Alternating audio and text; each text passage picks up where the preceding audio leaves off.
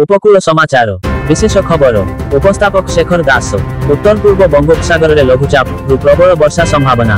ओडिशा रे एरोस्पेस और प्रतिरक्षा क्षेत्र में निवेश पाई आग्रह। आज मुख्यमंत्री तीन दिनिया केन्दुझर जिला गस्त। दुर्गा पूजा लेजर लाइट और फायर गन मना प्रदर्शन कले हेब कार्यानुष्ठान।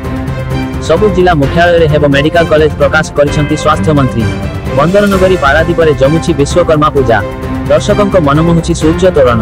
आखिरे लागिला कलंक। कुलडीहा गज शिकार घटना रे 5 वन कर्मचारी गिरफ। बरंगा राष्ट्रपति पुरस्कार पाइले पथर शिल्पी अक्षय और पुओ आदित्य। विभिन्न बैंक आगरे असंभाळ भिड़।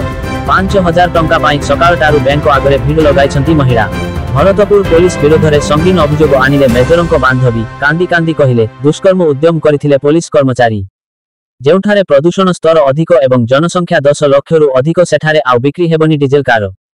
21 तारीख में दिल्ली मुख्यमंत्री भावे शपथ नेबे आतिशी मार्लेना। नुआ मंत्रिमंडल में रहिबे 4 पूर्वतन मंत्री। पाटना जमीजमा विवाद को केन्द्र करी दलितों घर पोड़ी देले।